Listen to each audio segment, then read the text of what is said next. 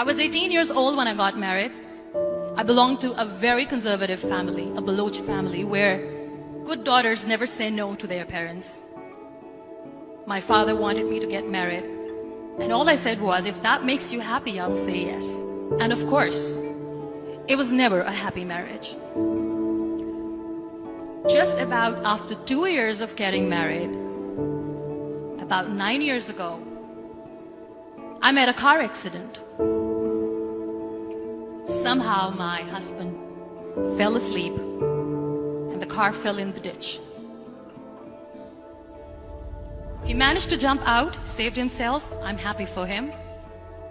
But I stayed inside the car and I sustained a lot of injuries. The list is a bit long.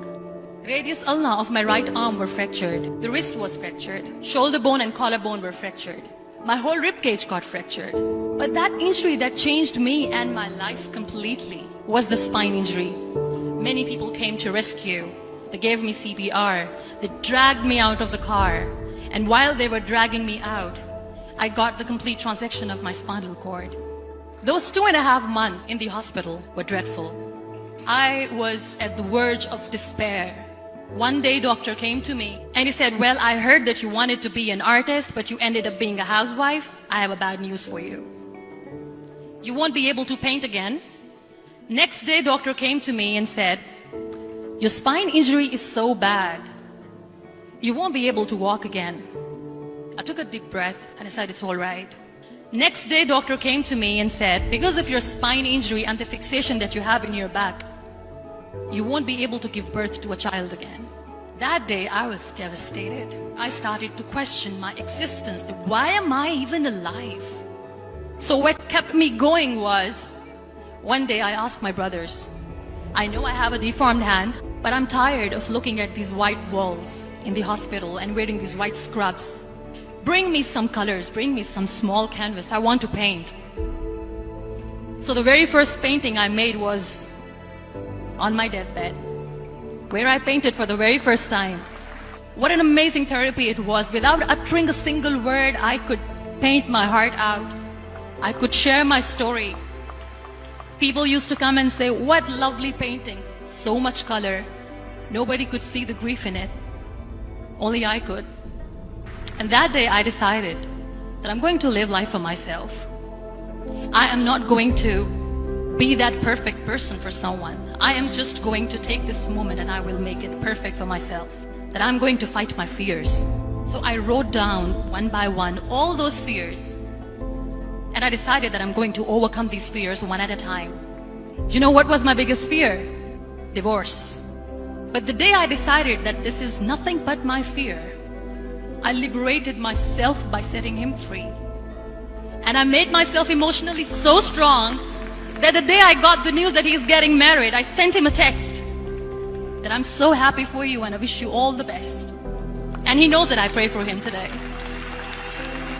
Number 2 was, I won't be able to be a mother again. And that was quite devastating for me.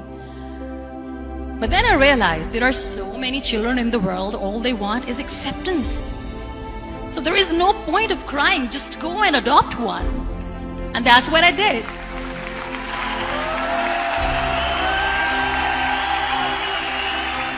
I gave my name in different organizations, different orphanages, and I waited patiently. 2 years later, I got this call from a very small city in Pakistan. I got a call and they said, are you Muniba Mazari? There is a baby boy and would you like to adopt? I could literally feel the labor pain. I said, yes, yes, I am going to adopt him. I am coming to take him home. And that day, I was 2 days old, and today he's 6.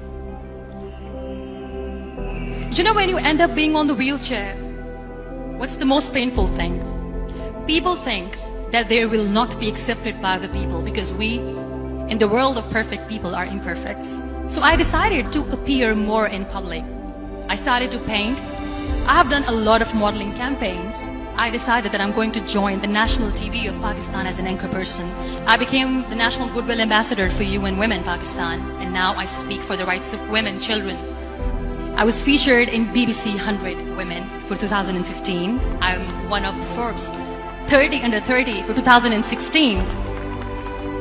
So when you accept yourself the way you are, the world recognizes you. It all starts from within. We have this amazing fantasy about life. This is how things should work. This is my plan. It should go as per my plan. If that doesn't happen, we give up. I never wanted to be on the wheelchair. Never thought of being on the wheelchair.